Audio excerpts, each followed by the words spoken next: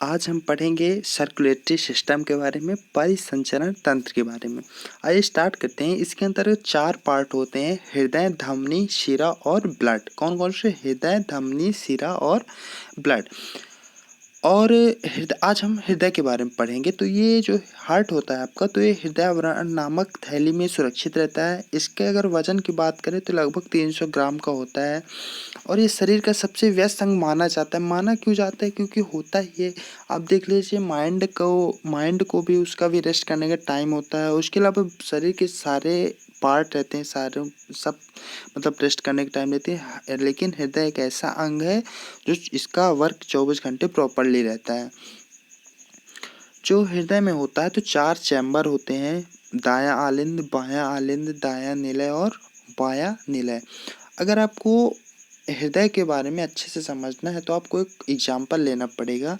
जो आप देखे होंगे कि कुआं के जो मोटर होते हैं, कुआं वाल, उसके जो मोटर होते हैं और पाइप होती है, same as the same work has been done by heart.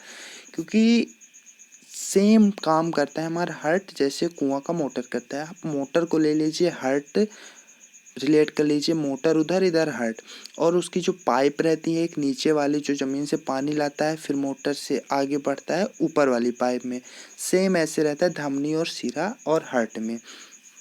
तो देखिए, वो होता क्या है कि शरीर के विभिन्न भागों तक रक्त को पहुंचाना और वहां से वापस लाना। क्योंकि शुद्ध रक्त हार्ट से शरीर के भागों तक पहुंचाता कौन है? धमनी।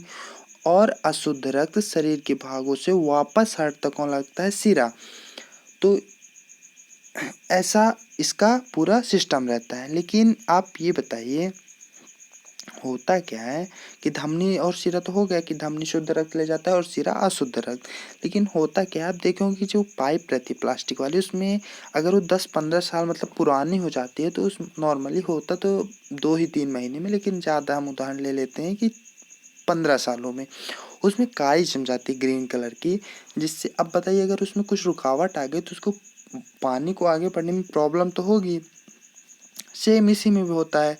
क्योंकि धमनी या कि शिरा में जो नलिकाएं होती है, उसमें अगर आप ज़्यादा ऑयली चीज़ें खाएंगे, ऑयली, या कि आप इसके शरीर में, हम जैसे पिछले वीडियो में बात किए थे मधुमेह के बारे में, तो अगर ग्लूकोज का स्तर आपके ब्लड में बढ़ जाएगा तो जब वहाँ पास उसका जमाव हो जाएगा कि आपकी ब्लड वाली नलिकाओं में, तो उसको आगे बढ़ने में प्रॉब्लम तो होगी।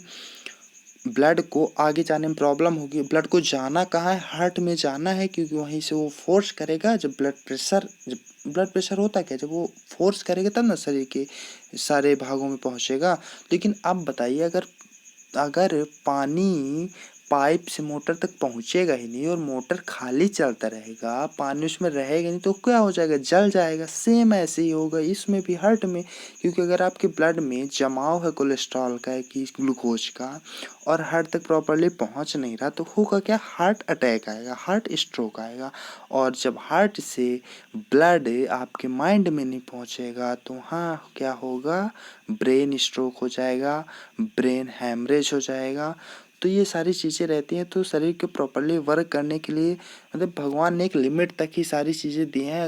अगर कोई इंसान उसका मिसयूज करेगा तो ये बात तो क्लियर है कि इतनी मतलब शरीर इतनी नाजुक चीज़ें हैं कि उसका ध्यान रखना नेसेसरी है। आप ऐसे नहीं, क्योंकि 40 साल तक आप देखिए शरीर प्रॉपरली काम करते हैं, लेकिन जब 40 के बाद फिर सारी चीज़ें वो दिखाना शुरू करता है। क्योंकि धीरे धीरे धीरे जुड़ता ही रहता है। आप कोलेस्ट्रॉल ले लीजिए, शुगर ले लीजिए, तो आपकी जो रक्त की नलिकाएं हैं उसमें इनका जमाव तो होता ही रहता है। तो यही सारी चीज़ें रहती हैं। तो शुरुआत तो यहीं से होती है कि अगर हार्ट में हार्ट में ब्लड ले जाने और लाने वाली नलिकाओं में कोलेस्ट्रॉल या कि ग्लूकोज का जमाव हो जाएगा तो हार्ट अटैक की वजह यही रहती है। हार्ट अटैक की मेन वजह क्या रहती है कि हृदय के पास एक कोरोनरी आर्टरीज होती है, मतलब धमनी होती है। तो उसमें अगर किसी प्रकार की रुकावट आएगी तो हार्ट अटैक की 50 गुना ज़्यादा संभावना बढ़ जाती है। कोरोनरी आर्टरीज में, वो जो हार्ट के पास होती है। बाकी